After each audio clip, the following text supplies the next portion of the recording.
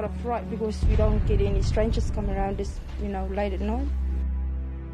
And when I went to the door, was these 2 cops that come in. The next minute there was another 2 that come in. What's your name? Who are you? What's your name? My mother comes from Samoa and I got born in New Zealand. Landlords, estate agents are keen to keep islanders out of their houses.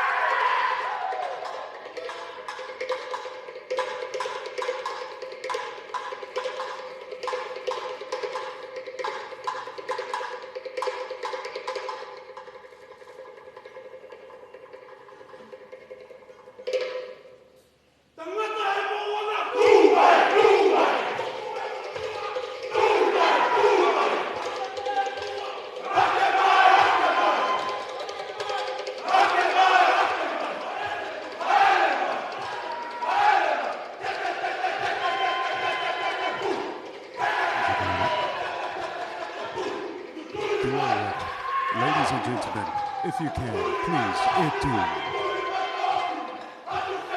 please be upstanding if you can. Do it.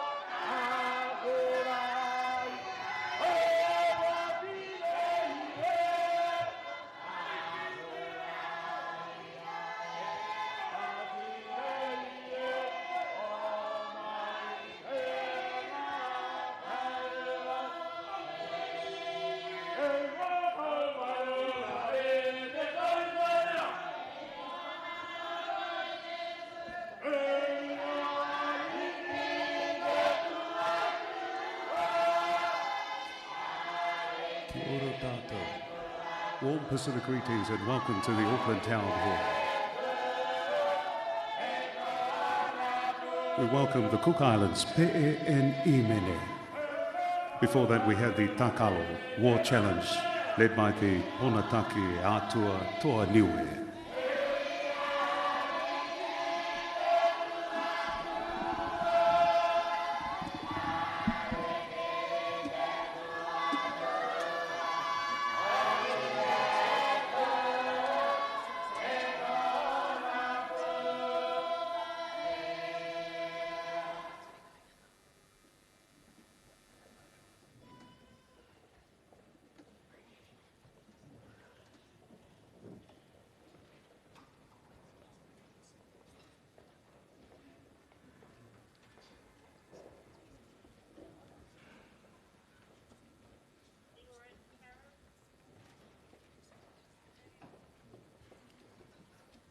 Ladies and gentlemen, please be seated. E noho. Malo.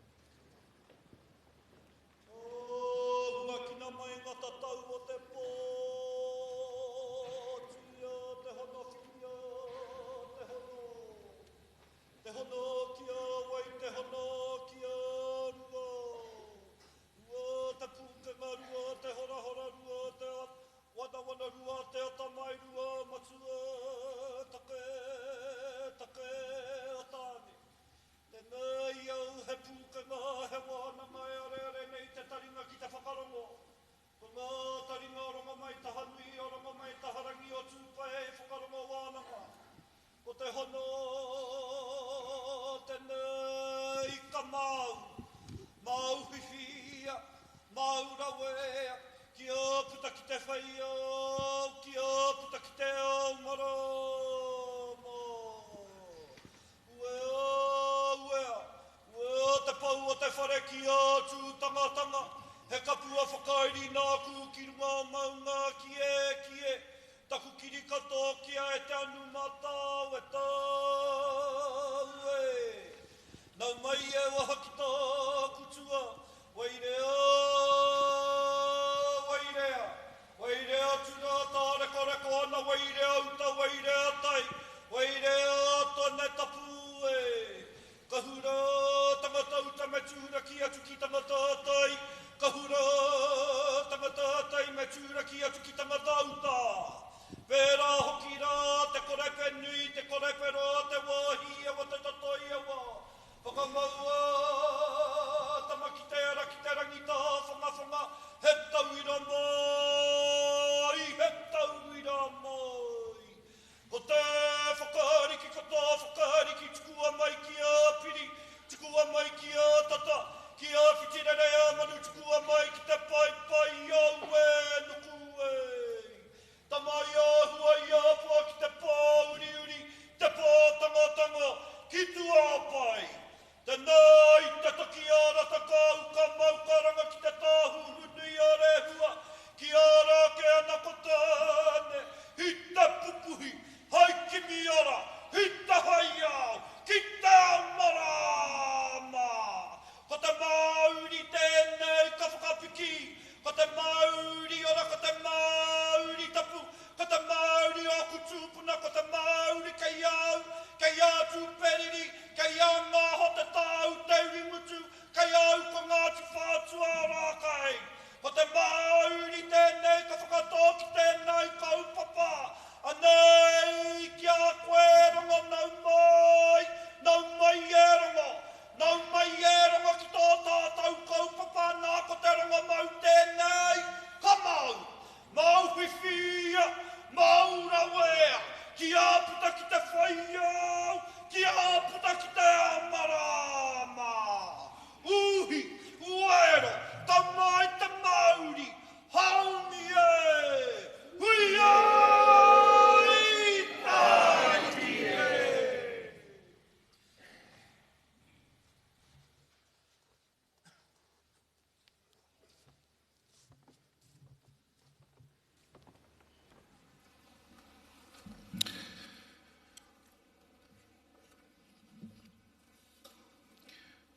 Te au fiae, ia te o tuuma, le te mauainga o tātua li e sugeriso.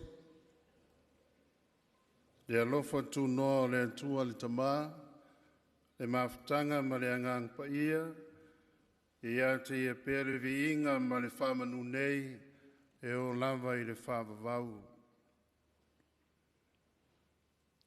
Salamo e se laudua sfutasi. E whaasanga e o mata i maunga, e o mai ai lo fesoasoani. O lo fesoasoani mai le ali lea, o le na whaia le langi a toa ma le lalo langi. E le tuina mai ia mapewa lo vai, o lo leo e le tuli moe la vaia. Whauta o le leo ia Israelu e le tuli moe ia, e le moe lava. O le ali o lo leo ia, o le ali lo paolo le i lo i tūntau matau. E le taia o e le lai le au, o le masina i le pō. E leo e le ali i ante oe me le anga o malava. E leo mai o ia i lo wanganga. E leo le ali i lo rufafo ma lo rufale. E amata mai ne lava, a e o lava i le whavavau. O nei mawhauwhaunga. O le mea moni o lo alala mai ma soi fua penis, sa whea ngai ma nei mawhtianga o ngaonga. O papai mai foi le atutia o ngā tamā ma tina, tainane tulatoa ma le au fue tā. Whapea foi whanau pele a Samoa ma le ainga Pasifika. Sa tuli lo eina e peo le manu o le tua sivi. Sa e ina mawhasino e sea talo whai. I re nā vai tau I New Zealand nei, o na o whainga whawai ma le o popo le tula whono. O le te talo, a aua sala uta I a tonu tai. A aua vale utumua I a tali utumuli. O lo soifua le atua e whamaru marupea I lo tātou watunu, ma le ainga Pasifika o lo aulangia ma lala I New Zealand nei, a wā sai ringa malo I le tino ma le anganga. O le mea lea, Samoa ma le ainga Pasifika I o pa ia whalangia. Tātou maua le anganga o le lonto whamangalo, a wā le whamangalo moni lea o le tātou tāpau sili le langi. O la Yesu e le whamangaloina I tātou e lona tamā, pe au tātou le moai whamangalo ma o tātou usoa tangata.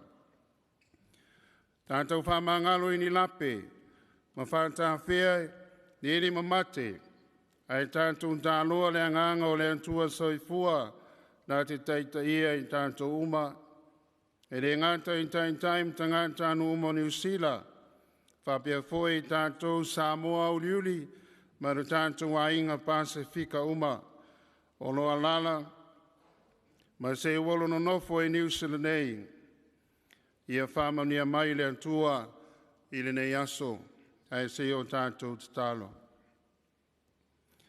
Le antuai o lau ami o tonu ma lau fi le mu en tā ua mo I mātou, ia mātou sawa valia I aso uma o lo mātou wolanga. O mātou fantasitasi le nei aso tā ua mo tangata Pasifika I New Zealand nei, e whātino lo mātou anganga fi le mu ma le nofo le lei. O le tua nai ma mea na tutupu ai, ia whai lea mao onga le lei mo tangata umalawa, e le ngata ia so nei, ai mo aso uma ma iau ngā tupulanga uma. A mangalo I mātou malawa I o mātou whale tonu ma vaivainga, talia le I fonga o mātou whaia fantasi ma lo mātou tai pāle mia ma le malo, mātou moa le lonta whamangalo, pe o nei awa o mai ai mātou. Whamalosi loto whanau, ma au ngā tupulanga nā whia o lātou mātua mainga I nei mawhitianga. A mā whanawhana I o lātou mloto mawhitia, ma e fofo lātou langona ti ngā. A wane a vea maila ma tōtu ngai o mātou loto. A vea pea o manuanga pa ia I lungo o koruse, na e tau ai e malo lo ai mātou uma. Pamanuia lo mātou tai ma le whainga malo, whawhitai le tō whawae. Pamanuia tangata Pasifika uma, pamanuia New Zealand o whai mo mātou atunu. O la mātou te salo leo whaia ma le lonto whamau lalo, e alatu e Yesu ke riso lo walo, so e fua fantasi ma pule mo oe ma le angang pa ia, I le whawavau lava. Amen.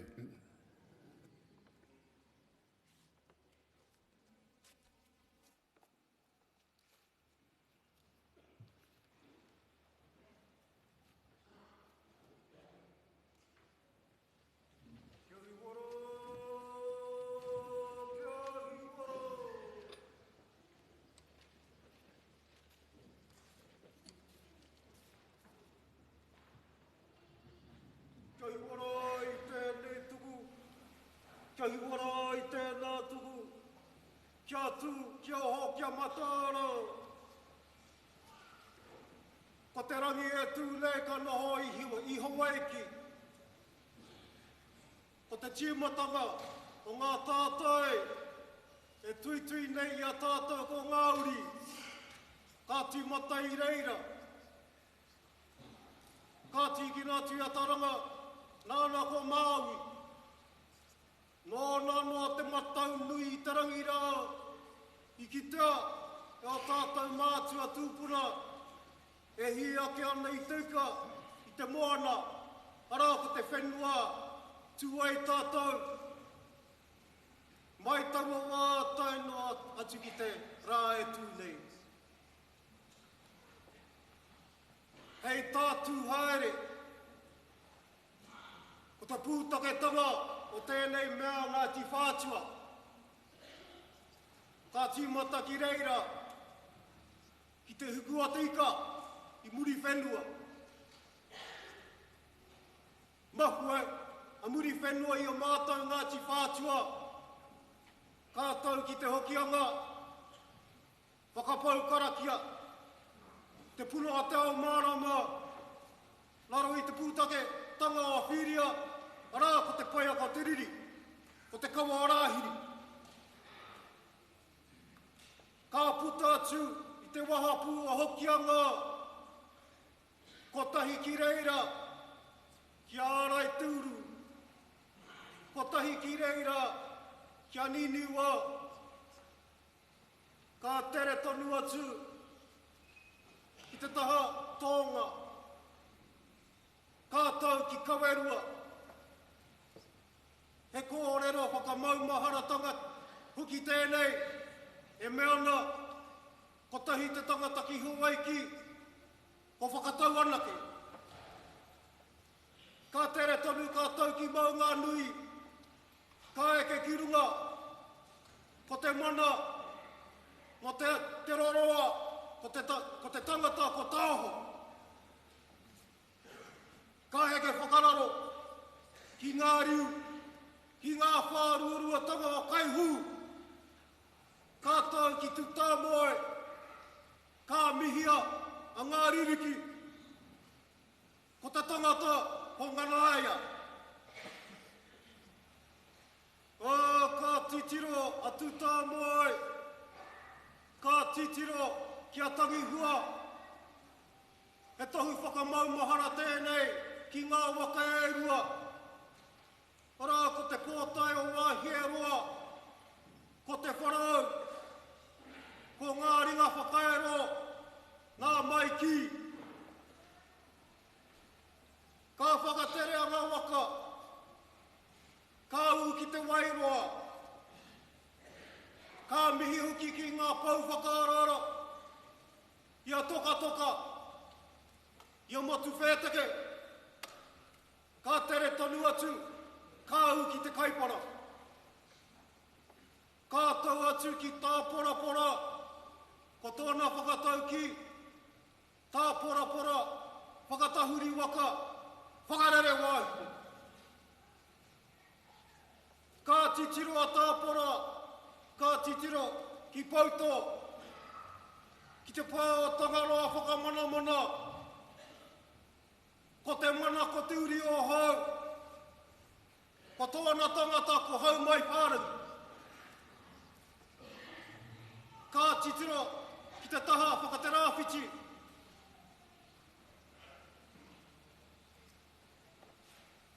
Ka kite i te maunga poke karoro.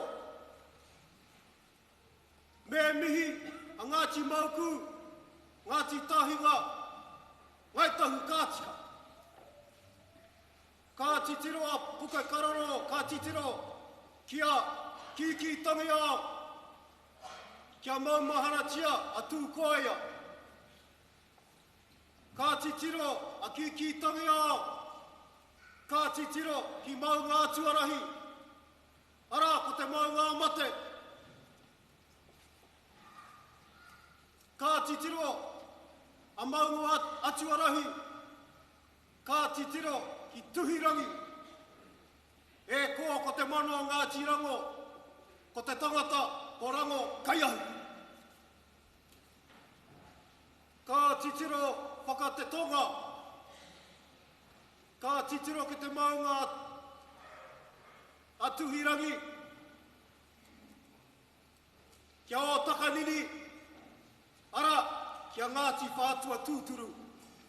Me mihi a koe ye, a tauhia kātika. Ka tere tonu rā ngā waka, mā te awaroa, kia tau iho i te pūtake o tauwhare, e koa ko te mano o te tāu tūturu. Tai tonu atu ki a kubeu, ki a taupaki, ki a pi toi, ka whakataka atu ki te waitimata, mā reira ka tere tonu atu ki te whau, ka tai atu ki te wai aturua, ki te titirangi, ka taka atu ki paruroa. Mā reira kāmihia. Kāmihia te wāo nui o tiriwā, ara ko te mana o te kawerau āmaki. Kāmihia kia te awhitu, ara ko te mana o ngā titiata, o ngā titamoho. Ka tere tonu rā kia tae ki te ara pūeru, kia māngere, e ko te akitai, te wai ohua, ka tangi te ngākau, ka tangi te ngākau. Ka titiro whakarunga, ka kitea i ararotonga, ka mihi a tāwhia ki te rangi, ka tia whera tuku haere, ka tau ki maunga ki e, whakahuatia e te huanei. Ko te pāurunga ko hikurangi, ko te tāu te moana ko tupuriri te tangata. Ka tere tonu atu ka tai au ki maunga whau, ka tū hoki au ki te tuahu, o hua kaiwaka. Rau whaki, rangi hua mua, nei te tangi, nei te tangi, nei te tangi. Ka tangi tonu mātau, ki te reo karanga, o tira i rāngo nai a koutou, nā no koutou i arahi. Hei whakamihi i te hunga aitua. Ti tui te tatau ki te pō. Nā reira, o te whare e tū nei, ko tare hua koe. E mihi ana ki te whenua, tangi ana ki te tangata, he tai, he tai, he tai. He tai, whati ana ki tua tauri kura, e kore a muri e hokia. Koutou rā, ko te reo tēnei o Māori, e karanga atu nei kia koutou. Ahu mai rā, huki wairua mai, huki wairua mai, huki wairua mai, kia tau. Huki wairua mai, i tua o te whakatākanga o te rā, tērā tūrā ki te hau au. Tatu mai ki konei. Koutou rā, ko aituatia. Koutou rā, ko tūkinotia. Koutou rā, ko takaia. E te ture. Koutou rā, ko tāmi. Me tau tai koutou kātika. Kia mihi. Kia tangihia i te rānei. Nā reira hoki wairua mai. Hoki wairua mai. Hoki wairua mai whakatau.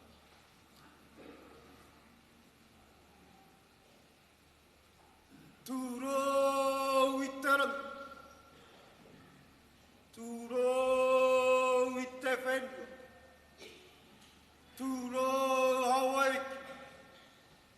Tūrou ki ngā tāngata katoa. Nā reira, e ngā iwi, e ngā mana, e ngā reo, tēnei te reo pōwhiri, tēnei te reo whakatau a whātua nei, kia koutou. Koutou katoa ko tae mai, i o koutou mautere,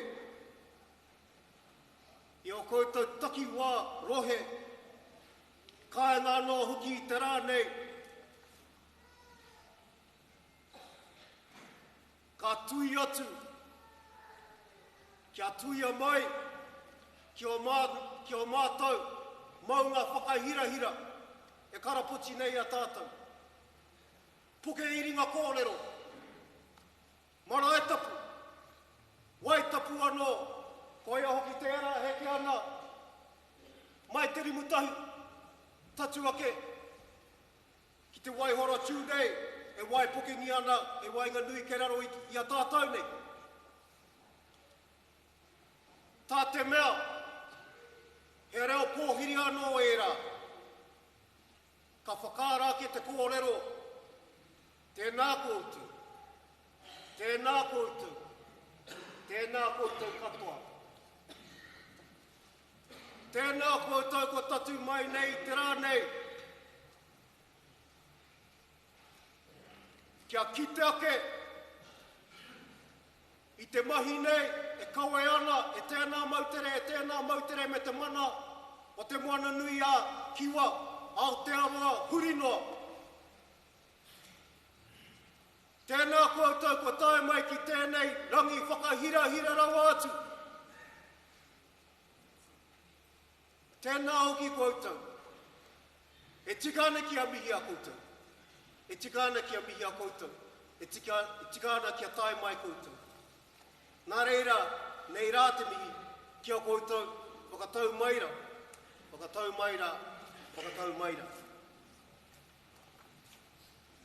He aha te haunga wawara, he tūhēraki, nāna ia mai te pupu taraki hiki uta, he tiki natu e au te kochu, ko ia hoki te pau, kā tū ki te rerengo oraiti, kā tū ki poke hina, kā tū ki te waite mata i oku wairangi e. Nā reire pene, ka tahuri au ki a koe. Ka poko a pū aku kupu ki a koe. Tā te mea, ko koe te māngai. I tēnei rangi. Tētae e te tai atu te whakaoki kōrero ki a. Nā reira whakarongo ake rā. He mihi nui tēnei. Nā, ko hopi hana te era ka tae mai te tau, ko te mano ori rau whātekau. Ka whakarere te kara. Tērā kara he mea whakai ki te kāwanatanga.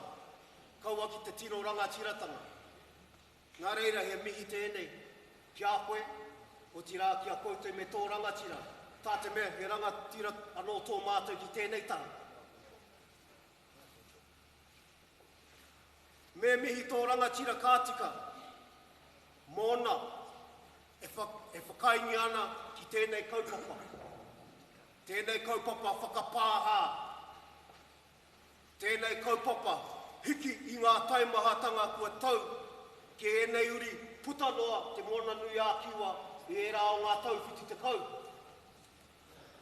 Me mihi ki aia, mōna e whakai kia whakaeke tuahu mai.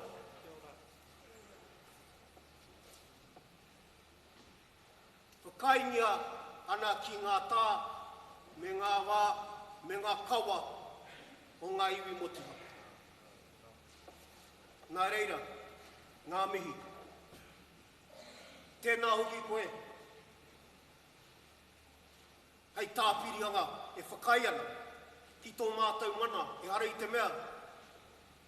Ki hai mātou i ki te ngā pōhi putana i a koe. O tira i a rāwiri mā mo tō mātou take ki te kōti teiteira. Tēnā hoki koe ko ngāti whātua tēnei o rākei tēnei e mihi ana ki a koe o tira me tō pāti.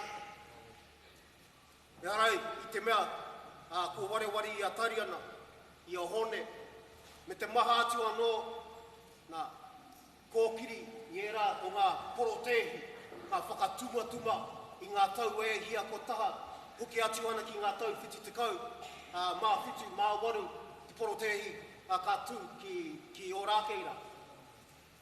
Tā te mea, ka hatau tokungi ana mātou, e te moana nui a kiwa me ona hua katoa. Tēnā hoki koe, tēnā hoki kōrua, tēnā hoki koutou. E tika ana ki a mihi a koe. Tā te mea, kia mōhi o pū koe, tēnei tangata e tūnei, e hara i te mea, kore kau noa kia tuku pōti ki te tahi tōranga pū pāti. Nāhi nara, reipa, mana, Māori pāti, he tautoko nāku mā murira ki aua pātira.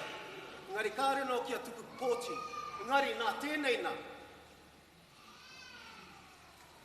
Tangi ana te ngākau, kā kite, i te ngākau me te manoa, tō koutou rangatira o tira, tō pāti, ki enei whanau ngā tātou.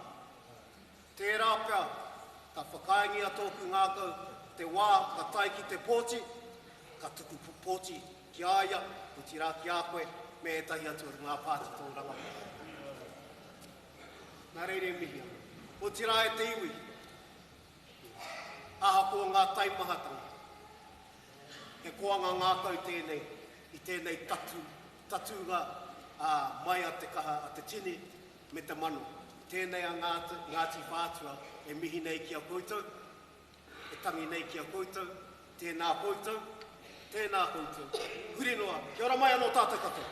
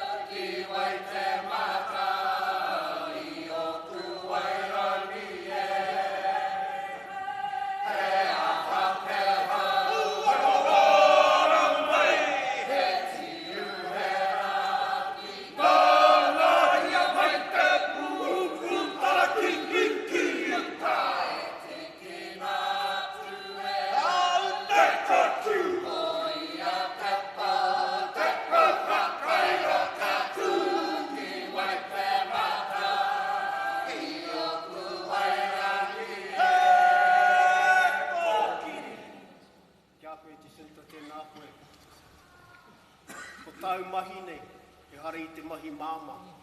Ko tōna a rite ki au nei, ki tā ihu mai. Hei muru I te hara o mua. He hara nā I te hara.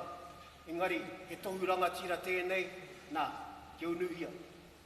Kia hiki I ngā hara, ko tau ki te iwi nei, ki a ngā whakamua, tō tātou tirohanga, ki ngā pito mata, mō ngā uri whakatupu hare ake nei. Ngā mi ki a koe o tira ki a tātou, tēnā rā tātou katoa kaheke.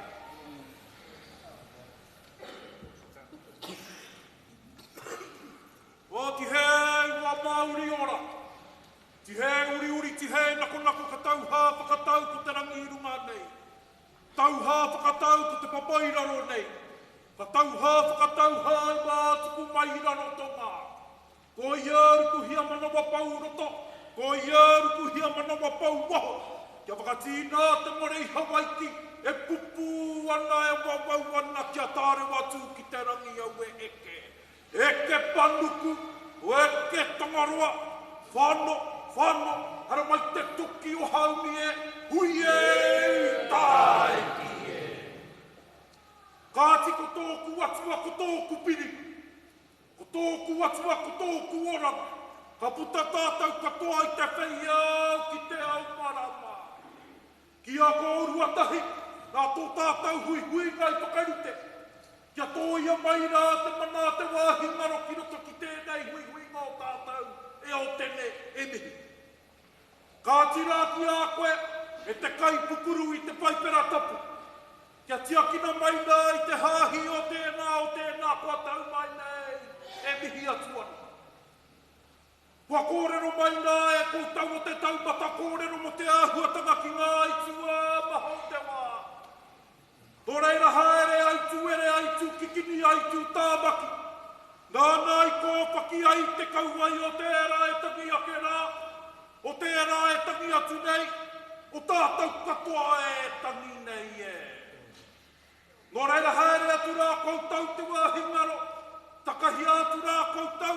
I te arai heke ai te tupuna romonui o te moana nui, a ki wā Māui, ki te rua o tā pukorau ki te anu mātau. Ka whakapiki atu rā koutou ki te whakamauna kekete, e kekete mai ai te kekete ara mai ai te ara. Ka takahi atu rā koutou I te ara whānui a tāne nui arangi. Ki arangi nui, ki arangi ora, ki arangi whetūrau. Haere ngā kawatu nuku tūrangi tū papai tū ai a tāne. E moi rā. Whakahokia mai rā ki ngā rārangi mauma, ki ngā mana, ki ngā tapu, e o kuranga tira o Ngāti Whātua karanga mai mihi mai. Karanga mai ki a kura haupō waka e tau nei e. Karanga mai ki tōku waka ki a māngari, kua tau ki roto I au, ko tōna mana ko te tupu o manatu. Karanga mai ki a tā ki te muaka, te hononga ki a tātou katoa e noho mai nei. Karanga mai ki a te ara i te uru, te wakanāna i kawea nei ngā tani whao ngā mautere ki ruka i a tātou. Karanga mai ki a ngā tuki mata whaurua e tū nei, e kawea nei te mauri o tēnā motu ki tēnei huihuinga. Karanga mai ki a ngā tita mā toa e tū nei, Te hunga tiaki nei, te hunga rōwiwi ke atu ki roto i tēnei whenua o tātou. Karanga mai, mihi mai ki ngā rangatira, ki ngā mana, ki ngā tapu e tau nei, Kāti karanga mai ki te premia me te kāwanatanga e tau nei. Ko ngā whakapapa kai waenga nui a tātou katoa, e kore e ngaro e. Karanga mai, mihi mai ki a mātou katoa e tau nei, haria mai te premia, me ngā kōrero kei runga i aia kāti. Ka waiho nātu māna ngā kōrero hohonura wātu, hei tāpai ake ki tēnā o tātou e tau nei. Karanga mai ki tana hoaranga tira, te tangata nāna ngā i ka katoa te moana nui a ki wai hi ki runga. Karanga mai ki a mātau o tira ki a tātou e tau nei. Kāti, ki te kaupapa, tēnā koutou, tēnā koutou, tēnā tātou katoa. Te mamoha,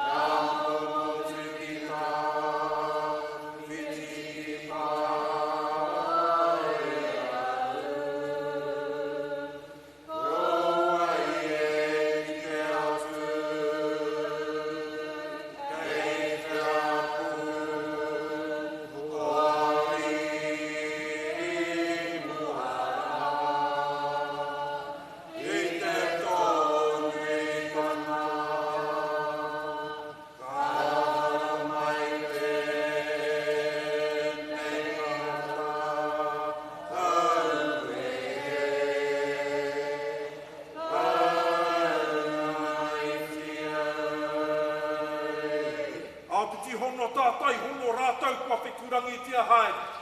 Āpiti hono tātai, hono kia tātou te humaora. Ia hanei nā te rongoa me he mea ka tiro atu tātou ki ngā taumato o te moana. Kei roto i te whakapapa o ngā tamariki mokopuna, he whakapapa Māori, he whakapapa Mautere. Ka ora i tātou katoa ki roto i ngā tau e tūnei kāti.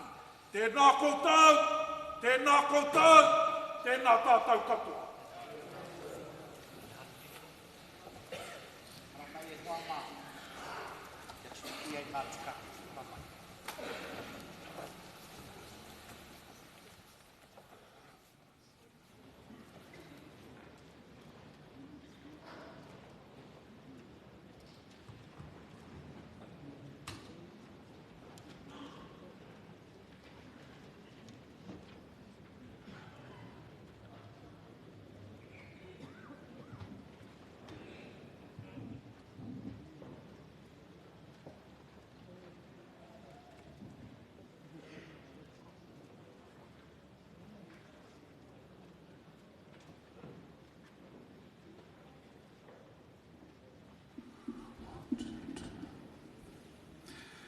Kia ora tātou, tulo atu hou eiki pia moe kāinga. Very soon we're going to hear from the Prime Minister of New Zealand, the Right Honourable Jacinda Ardern. She would deliver the apology. And beside her will be the Minister for Pacific Peoples, Honourable Alpito William Seal.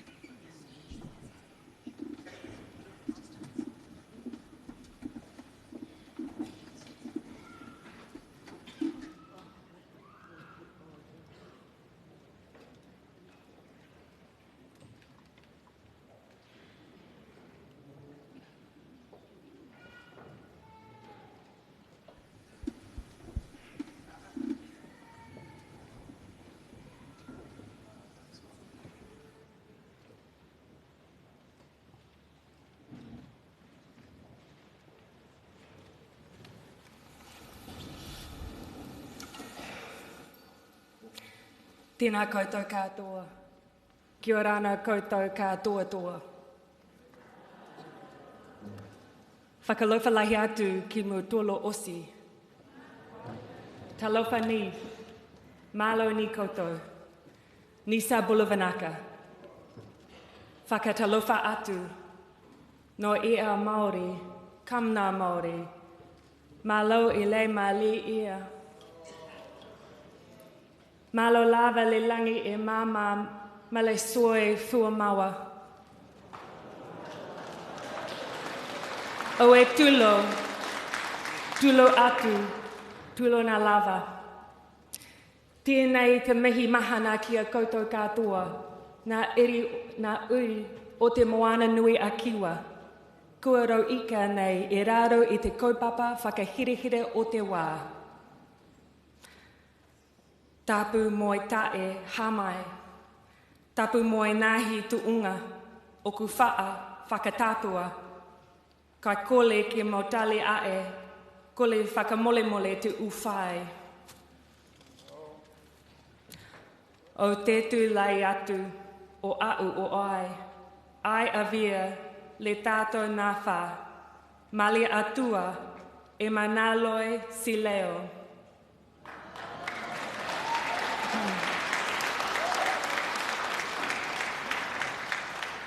Welcome to you all who have come here today for this important occasion. I stand before you as a symbol of the crown that wronged you nearly 50 years ago. Today is a day of solemn reflection. And over the past weeks, I have particularly reflected on the story of Pacific peoples in New Zealand. This is a lengthy story that continues to evolve. One part of this bigger story is the migration from the Pacific to Aotearoa in the 1950s, and how this has shaped who we are today as a nation, made up of many rich and diverse cultures. We have experienced the Pacific Aotearoa journey shift from one of new settlement to the present day, Pacific diaspora in New Zealand, where Pacific peoples are an integral part of Aotearoa's cultural and social fabric and are active contributors to our economic success. However, in the multiple chapters of Pacific people's story in New Zealand, the chapter of the Dawn Raid stands out as one that continues to cast a long shadow. Discriminatory application of immigration laws in the 1970s. During the economic boom of the 1950s, New Zealand encouraged significant migration from the Pacific region to fill labour shortages in the manufacturing and primary production sector. It was a time of economic prosperity, and many migrated from the Pacific to New Zealand as a result. However, at the downturn of the economy in the early 1970s, parts of our society began to see migrants as jeopardizing their financial security and quality of life. The migrants who became the focal point and scapegoat for these fears were largely Pacific peoples. And when police and immigration enforced immigration laws around overstaying, not everyone was targeted. Instead, police and immigration officials overwhelmingly conducted raids on the homes of Pacific families. Officials, often accompanied by dogs, undertook late-night and early morning raids of homes.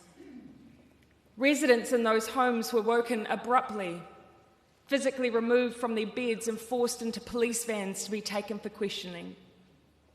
Some were hauled to the police station to appear in court the next day, barefoot, in pyjamas or in clothes loaned to them in the holding cells.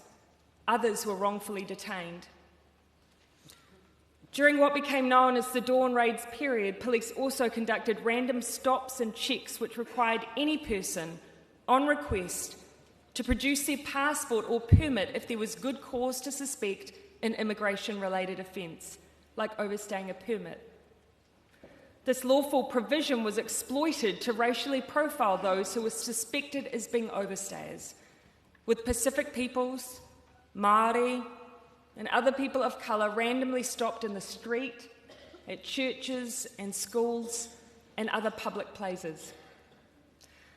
I understand that at that time public statements were made that a passport should be carried by those who looked like and spoke like they were not born in New Zealand. Many groups, such as the Citizens Association for Racial Equality, Ngā Tamata Toa, Amnesty Aroha and the Federation of Labour took to the streets in protest of these actions. A prominent youth group was the Polynesian Panthers.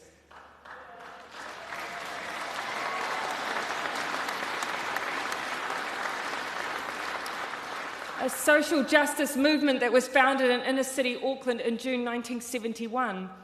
This movement operated to bring awareness to the treatment of Pacific peoples and to protest Crown actions and immigration policies. These protests, coupled with increasingly negative public reaction, led to the end of the Dawn Raids in 1976. When we look back, it is now very clear that the immigration laws of the time were enforced in a discriminatory manner, and that Pacific peoples were specifically targeted and racially profiled when these activities were carried out. The statistics are undeniable. There were no reported raids on any homes of people who were not Pacific. No raids or random stops were exacted towards European people. Following an inquiry report of the then Race Relations Conciliator Walter Hirsch in 1986, it was found that while Pacific peoples comprised roughly a third of overstayers, they represented 86% of all prosecutions. During the same period, overstayers from the United States and Great Britain, who together comprised also roughly a third of overstayers, made up only 5% of prosecutions. While these events took place almost 50 years ago, the legacy of the Dawn Raids era lives on today in Pacific communities. It remains vividly etched in the memory of those who were directly impacted. It lives on in the disruption of trust and faith in authorities.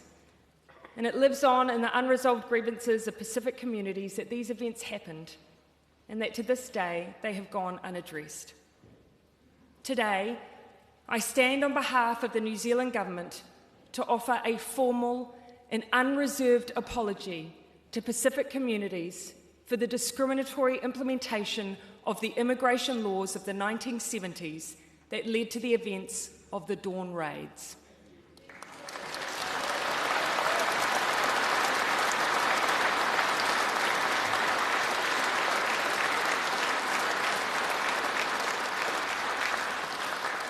The government expresses its sorrow, remorse and regret that the Dawn Raids and random police checks occurred and that these actions were ever considered appropriate.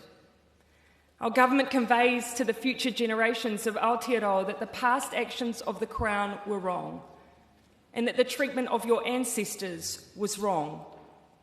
We convey to you our deepest and sincerest apology. We also apologise for the impact these events have had on other peoples, such as Māori and other ethnic communities who are unfairly targeted and impacted by the random police checks of the time. We acknowledge the distress and hurt that these experiences would have caused. As a nation, we expect everyone in New Zealand to be treated with dignity and respect, and we expect that all individuals are guaranteed their rights without distinction of any kind. Unfortunately, these expectations were not met in this case, and inequities that stem from direct and indirect discrimination continue to exist. We're committed to eliminating racism in all its forms in Aotearoa, New Zealand, and affording everyone the right to be treated humanely and with respect and with dignity. I want to emphasise that under our current immigration compliance regime, the government no longer prioritises compliance activity and deportation on the basis of ethnicity or nationality, but instead seeks to address potential risks to the New Zealand community and the integrity of the immigration system. As a government, we want to honour Pacific ways of seeking reconciliation. We understand that Pacific practices and protocols vary, but the common thread that underpins these practices is the expectation of reconciliation that is meaningful, genuine, and that restores the balance from past wrongs. We want our apology to be in a manner that has meaning to Pacific peoples. I also hope that our presence and apology here today helps weave together our connections as people. But I understand that in many cultures, including in Pacific cultures, words alone are not sufficient to convey an apology, and it is appropriate to include tangible gestures of goodwill and reconciliation. We acknowledge the enduring hurt that has been caused to those who were directly affected by the Dawn raids, as well as the lasting impact these events have had on subsequent generations. I've heard that for many people, the hurt was so deep that nearly 50 years later it's a struggle to talk about. We recognise no gestures can mend this hurt. However, we hope that the gestures I'm about to outline are accepted as a way of expressing our deepest sorrow, whilst recognising the wrongs of the past, and to pave a new dawn and a new beginning for Pacific peoples in New Zealand. As a government, we commit to the following gestures of goodwill and reconciliation to our Pacific communities. We will support the development of a historical account of the Dawn raids, which can be used for education purposes. As part of this, the community will have the opportunity to come forward and share their experiences. May the process of gathering an official historic account from written records and oral history provide an opportunity for Pacific peoples to begin a new journey of healing, and we hope one that will restore mana. We will ensure resources are available to schools and kura who choose to teach the history of the Dawn raids, which would include histories of those directly affected. May this opportunity help future generations gain knowledge and understanding that will help them ensure the mistakes of the past are not ever repeated again. We will provide $2.1 million in education scholarships and fellowships to Pacific communities in New Zealand.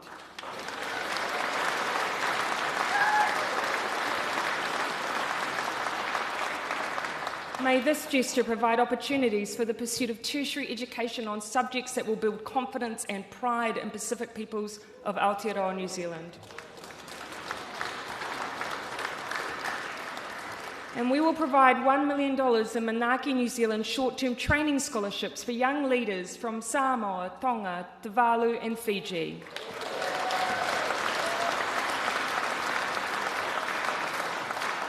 May these opportunities grow Pacific leadership that is confident and proud. Almost 50 years on from the Dawn raids, the Pacific story continues to shift. This chapter sees a Pacific Aotearoa that is self-assured, thriving, prosperous and resilient.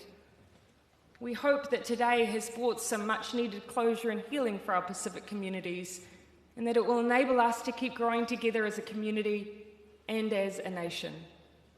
Once again, my deepest acknowledgements and respect to all those who are directly affected by the harms caused during the Dawn raids, including those who continue to suffer the scars. My acknowledgement and gratitude to the many individuals and organisations who stood up for justice, called out the Dawn raids for what they were, supported Pacific peoples throughout and championed the need for an apology. It is my sincere hope this apology will go some way in helping the Pacific youth of today know with certainty that they have every right to hold their head up high and feel confident and proud of their Pacific heritage, and in particular the sacrifices their parents and grandparents have made for Aotearoa, New Zealand. May my words today be received in the spirit of humility that I convey them. O whaatu, alofa atu, nō reira, tēnā koutou, tēnā koutou, tēnā koutou katoa, kia kaha, pāpatai malo o pito, mataki mata, pakoe lahi.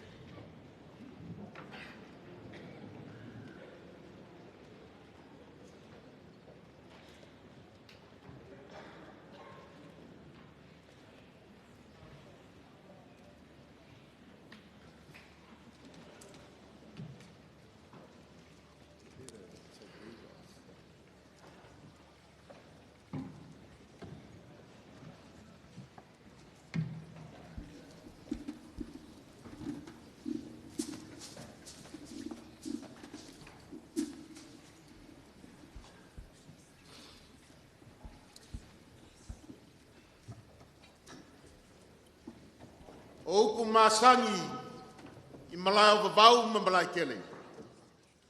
Wa paia le sami ma le lauelele. Wa paia fale, wa paia fafo, wa paia lunga, wa paia lalo. Wa paia basa I basa. Kulonga la le paia ma le mamalu. O le pase fika ma o te roa lele wa fang popoto a wale a so ma le famo moe. Wa paia kamalangi. Wale a fio le fionga ya patele. Le paia le tuainga sa. Susunga I whawhengainga. O lo asuina vai o le ola I whatawhai taulanga I fia. O Aotearoa ma lalangi atoa. Paia tama o le lele. Lele a fia o ngati whātua o rakai. E whasino I aile tupua ma lawa nei. Pola pui pui a wale a fia o ngā tupu la I ngā tupu maori. Le a fionga ia te ariki nui ki ngi tu heitia po tau te whero le fitu. A fia lau a fionga I le princesa la I ngā tuputonga. Lau a fionga princesa Mele si ule kutapu. Ka lani wale forfiti. Ma malu ia mtapule le tufaki. A fia foi. Pa ia ia ariki a kui ariki. Ma whare ariki I koki airani. Ai maise le mamalu malpaia o ni we tu valu to e lau fiti kiripati maisi. Le foi le paia lasi a inga fio Samoa. A inga o tupu, a inga o nofo, a inga o a inga papa, a inga le whaiwhai a salmasina. Ma le mamalu leo songa tu mua ma pule ono sala whaiwai atu tu tuila mamanua. Leo wa Aotearoa nei. Ua paia foi. Pou tu o whainga malo te mkalasi New Zealand. Lele mpapa ao le fionga al palmia ya Jacinda Ardern. Pa ia I kabineta al Minsta al kabineta. Tainane foi whaurulunga mtanga luenga al malo. Le foi e fio, le fonga fetalai, le fono usfono, fai tu la fono. Sui mamalu ese. Vaenga whai malato taitai. Fio foi, whamasino, a li matamai tai whamasino le tanga luenga whamasino ngā Aotearoa. Ai a foi, whai pule, ma pule nuu o malo la iti vai tu a whao Aotearoa, leo a whampolpoto. O mamalu foi nei aso. O a malo whalonia. Ai meise foi hai komisina ma konsula. O malo le vasa pasifika whape malo au whatasi. O me masani. Tu lou na ia. O lea wa sauno atu le fionga al parimia. Ia Jacinda Ardern. E moli atu le wha maulolonga ma le wha to e senga le malo New Zealand. A wā winga whailonga tangata ma winga whailonga lanu. A wā mio inosia ma mio le pulea. A mio sawa sa whasanga tau. Le ofiso leo ma le ofiso whemlanga inga. Ai maise foi. Minista ma whai pule la tau nei na whasanga tau tangata Pasifika. Tau sanga ia ma le vaitai me la fi islau fitsufuru. Le fionga al parimia ia Jacinda Ardern le soifua mai wa te a ia tau sanga. E le ia fia foi le whainga malo. Peita iane o le mau o le malo le asol nei. Ia moni ma wha maoni le wha maololonga ma le wha to e senga ua moli a. A lea ua. Wha lea le fionga al parimia. A wale wha to e senga. A lea na pūlou le ia le malo. A lea ua wha to ese atu ona o se na whaia isi tangata. A leo te iloa. E le whaingo fie le mātou wha maolalo atu. E le whaingo fie a wā leo te tali tonu. E o mai le so o lo o iai tangata tātou watunuu e le o mawhainga ngangana I mea leanga ma mio le alofa na whaia New Zealand. E le whaingo fie, awa e ui na whasanga tau inga sa wānei i le au overstay a Samoa matonga, ai ngā whiai Māori, a whiai Niue, a whiai Toi Lau, a whiai Rarotonga o tangata New Zealand, e le aiso lato se i vanga nā ai le ena o lato tino, mai le fōlinga tangata pālangi New Zealand. E le whaingo fie foi le mātou whamawalalo atu. O no leo te ilo le lei, e o mai le so o le lu I tau lava, alo ma whanau mo le whailonga langu ma le whailonga tangata. Moni lava upo le atunu. Po le a le tele o timunga, ai le mawhai ona li ua le o onga lo ngā sampi. Ai peita iane. O leo te tau fi, o le tātou atunu o tangata le atua. O le tātou atunu o tangata kerisiano, tangata whaaleanganga. Tātou atunu o tangata e malama le lei I le mea le whamangalo. No manatu lea. O tula I atu, whaia o masui o le malo, e wheso soani I le whaato e senga, ma le male lenga o whai atu e le pale mia I atu Jacinda Ardern, ai maise le whai ngā malo nei. Pea lea, me ane ua wha umilosi mātou whamtalanga. Ai, e iai le mātou talitununga, e le ai lava sesi tu langa whaaloalo sili atu na mawalunga alo le soa sua Samoa. A upo foi o le tātou atunu. E tu mau whaavaia e sui whainga. O le atam whai atu le whainga malo New Zealand. E liu whaatino upo le so. Ina ia moli atuai le anganga e moni ma whamaoni le whamaulolonga le so. Whamai o le vangalia a Ioane whamai o le amatanga sa ere upo. A o upo foi e toi ina. Whamai e pala maa ai le pala upo. Ai se a. Awa upo whawai la una. O upo fatua e solo. O upo foi e wha ngā e usua e pese.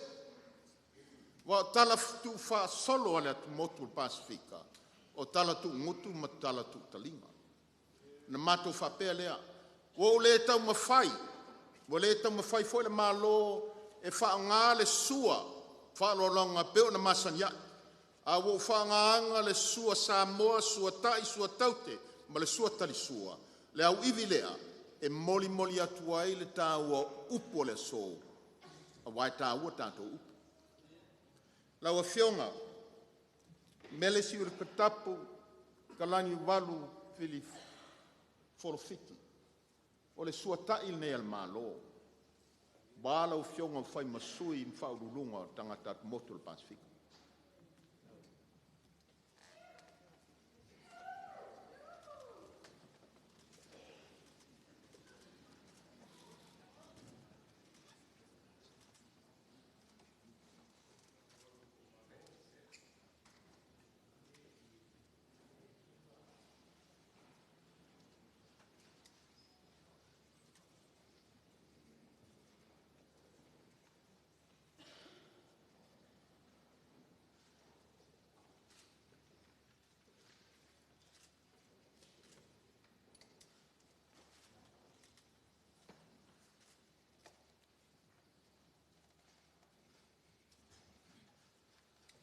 Ka ua kako upo le so.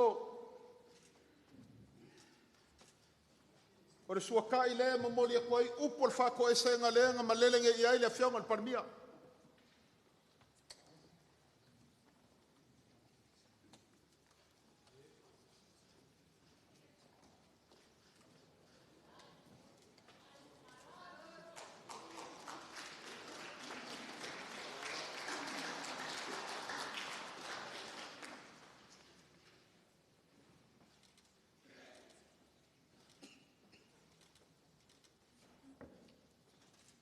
Ngā ti whātua upi a whako senga.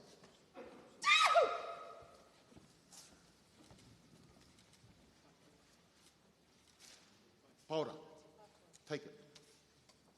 Samoa.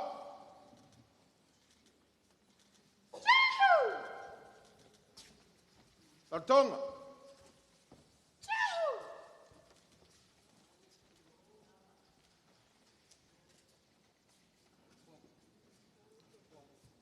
Paura, take that.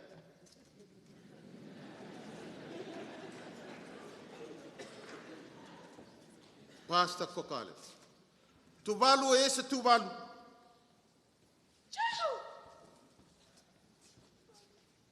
Fiti o feo ia yo e. Tuvalu dania. Tuvalu leila lo. So luma fa mole reverend. Come. Tuvalu. Fiti. Give it to Fiti. Gilbert.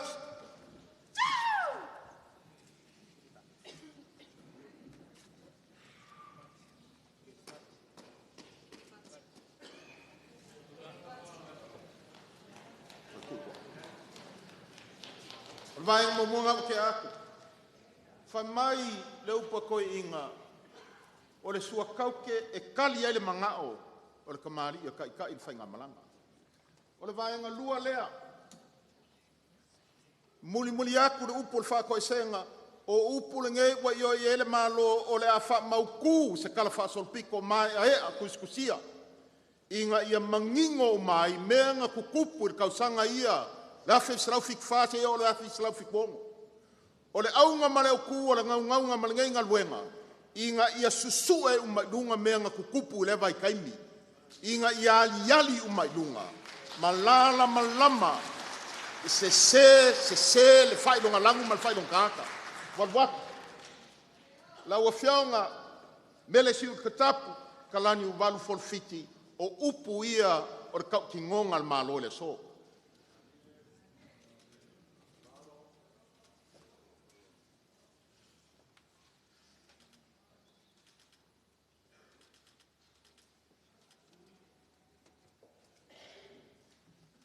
Ngati fatua.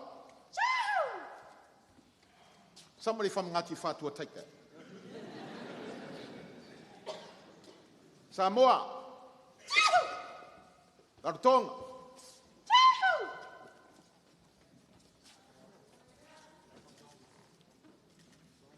Tuvalu. Tuvalu lea. Ave la Rarotonga le ku mai kua aile lo o yo se lankonga. Pastor Mata, you are Rarotonga, are you not? Fiti. Fiki. They eat.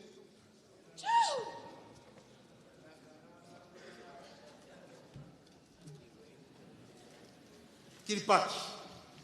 They say Kiripati. Ora vai nga tolu nei. Fa mai o le sua tali sua le fa oso. E kausi ele fainga malanga moleanga iluma. O le sua kalisua le aso mo le akungu Pasifika o skola sipi. 2 milionga skola sipi. O le whaoso lea mo le rumanga.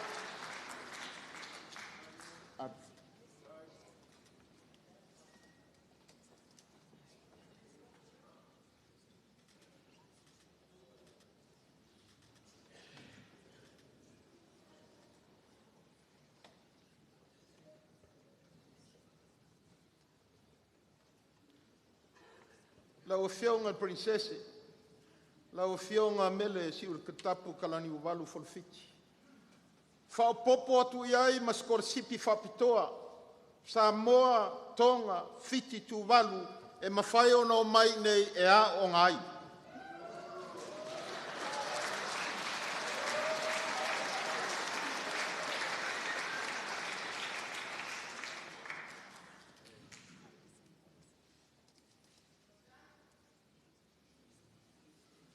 Ngati fatua, kopi o skorsipi. Samoa, Warwaki. Rarotonga, te o e lafi mai ai. Tuvalu. Fiti lei.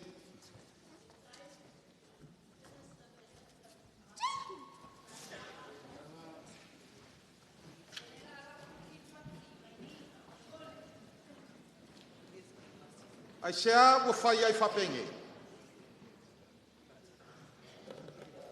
Kiripati, lale. Kiripati whaftai, thank you Kiripati.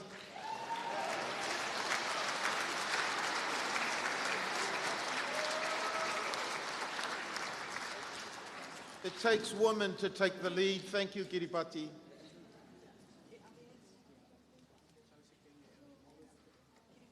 Wa fai whapenei le tātou sotainga.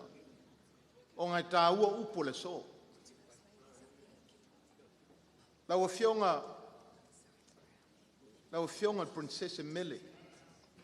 Siule kitapu kalani walu folofiti. E ele manatu wa maulunga le so ona ue a fio mai. Ele ngata oe o le princesse o la ngatu potonga. A ua vea lava oe masui o le Pasifika ao ao i Aotearoa. O le whaaloalo nei, o le whale o ofi, e momoli atu ai le wha malo ma le whaaftai la ua fionga princesse.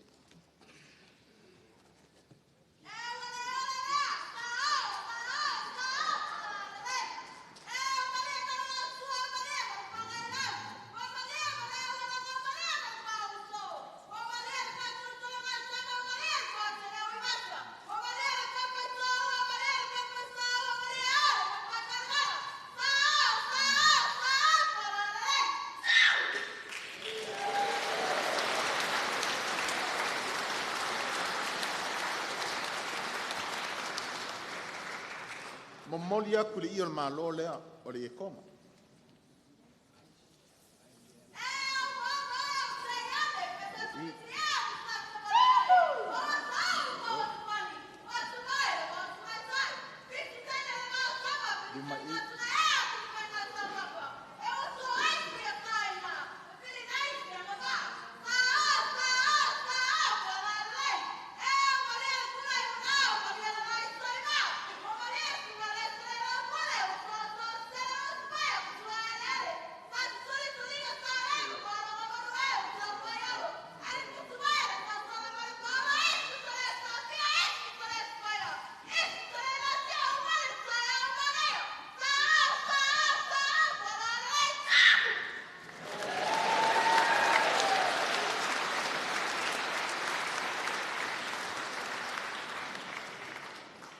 O le ia lingei. O le ia le renga pulo wai le fionga le parmea ia Jacinda Ardern. O le ia le fai ai le wha pingi o le so. Fai mapingi wha mau o le wha koe senga le malongi usi le kāka Pasifika. Mō mea leanga ma mea se ngā kura i mai kaimi wakea. Ko whale ar kā koa kungu Pasifika.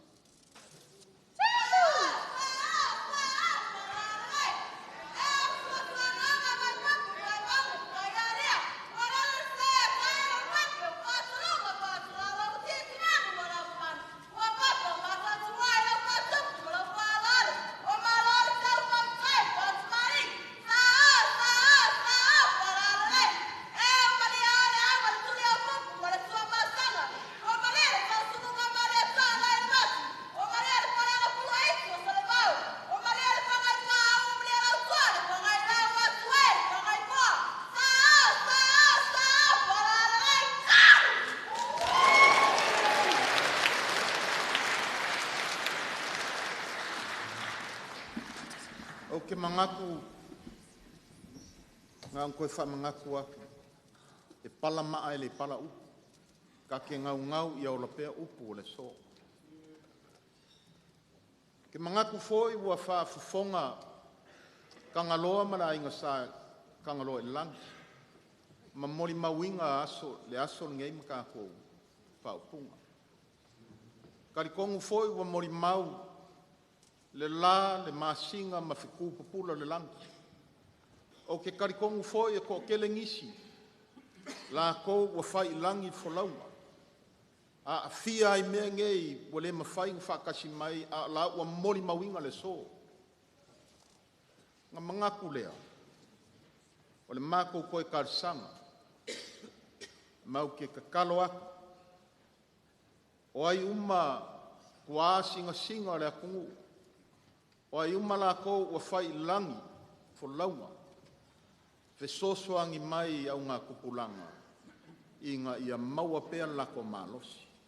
Fe sosoangi mai ia furi e sea. Le maa ma mawhalingei. O lo poloka i ngai le anga i luma. Le maa ma mawhalingei o le whailonga langu ma le whailonga kangaka. Pa pea lea. O ai uma nganga. O kako wa inga.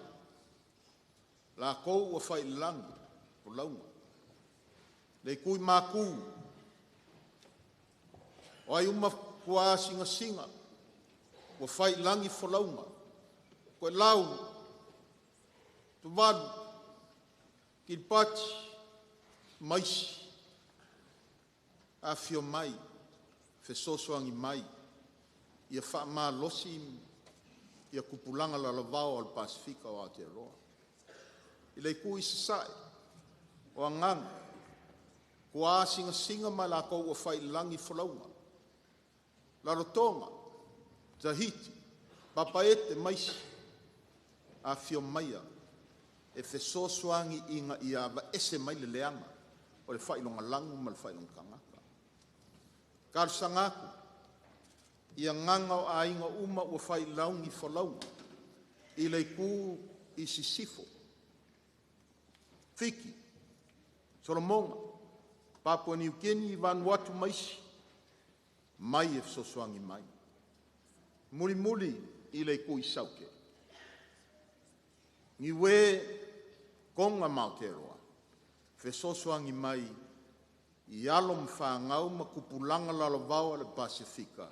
Ia mawhai o ngā kuku mā losi, mā veisea le whailonga langu ma le whailonga kanga. O le mākou karusanga lea, ma le nganga whaalo, ia palama a e ola pia kākou upu le so. So i fua mai manguia.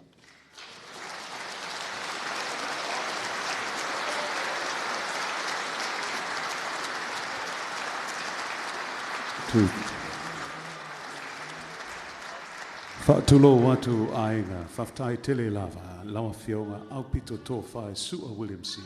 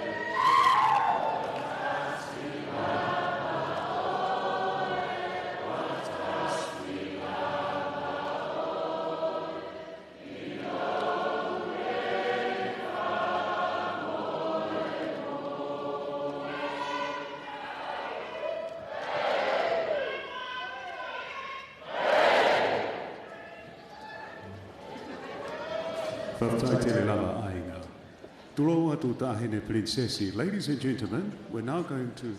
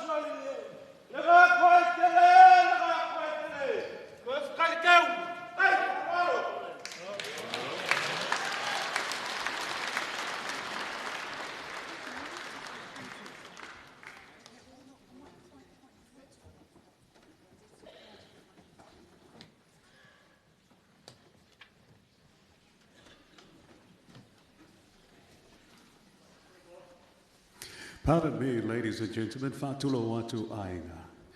We thank you for joining us here at the Dawn Raids Apology event here at the Auckland Town Hall, and a warm welcome to everyone that's tuning in from all over the world. Very soon we're going to hear a response from the Pasifika community, and we're going to hear from Her Royal Highness Princess Mele Siu Ilikutapu Kalaniwalu Fotofiri of the Kingdom of Tonga. Following that, we're going to hear from Tuesulu Brown, MNZM, Reverend Alec Toleafor from the Polynesian Panthers, as well as Marina Alefusio. And then later on, we're going to hear from the Free Church of Tonga, Grey Lynn Choir, led by Viriami Telefoni. Malo Pito.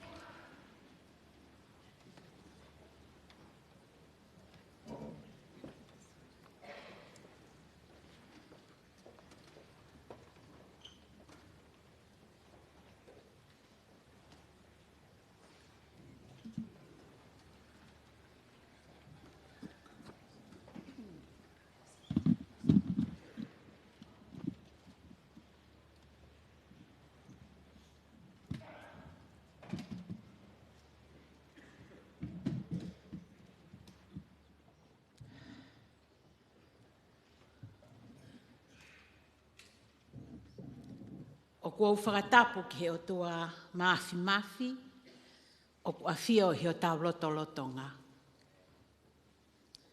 Tapu ki a Right Honourable Jacinda Ardern, koe pare e mia o New Zealand.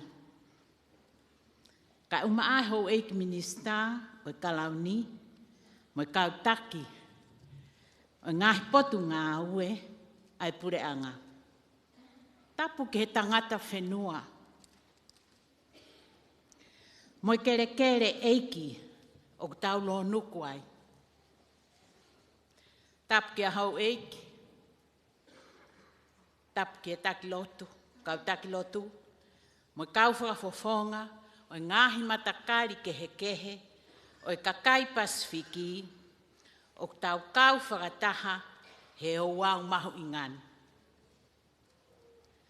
Tapu mo ki nau tolu, ai kakai, pia mo ngahi whaamiri, na kaunga tonu he Dawn Raids. Tala mo kapui ai whatapu, tuku ke uhu whangai.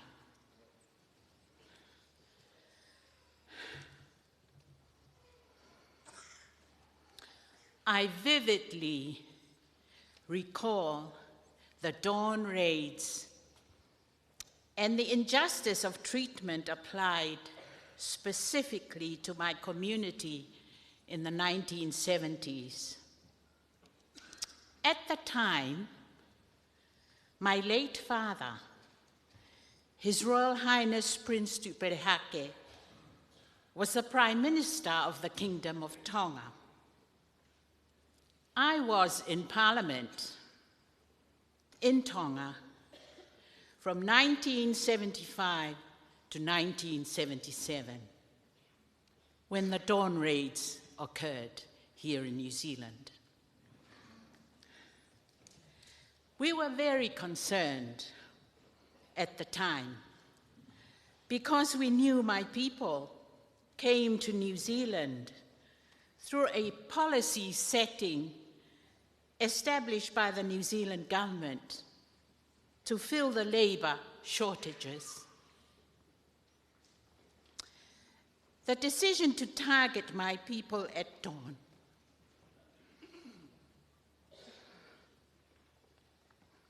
and to raid them was, again, a policy-driven initiative. Briefly, the government's immigration policies in the Dawn Raids era were, in fact, racist, and unjust, because it was targeted towards my people and other brown-colored people at the time. The trauma and impact of the Dawn raids has been intergenerational, and it has haunted my community for years, and it will be for years to come if we are not going to do the right thing.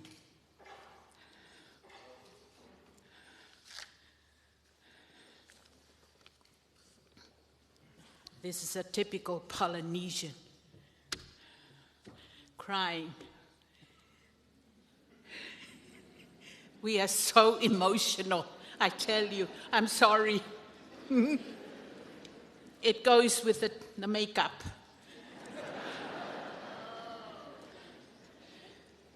The Right Honourable Jacinda Ardern, I am very grateful for your government for making the right decision to apologise.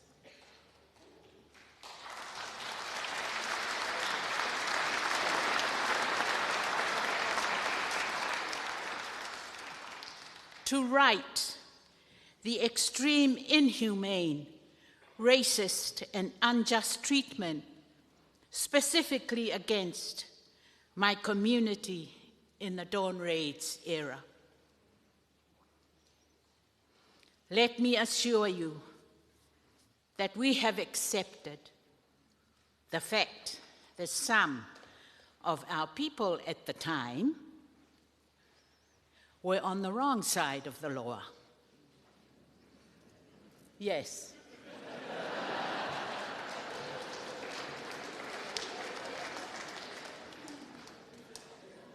This should not have warranted the unleashing of police dogs on our people, the raids of our houses in the early hours of the morning, and many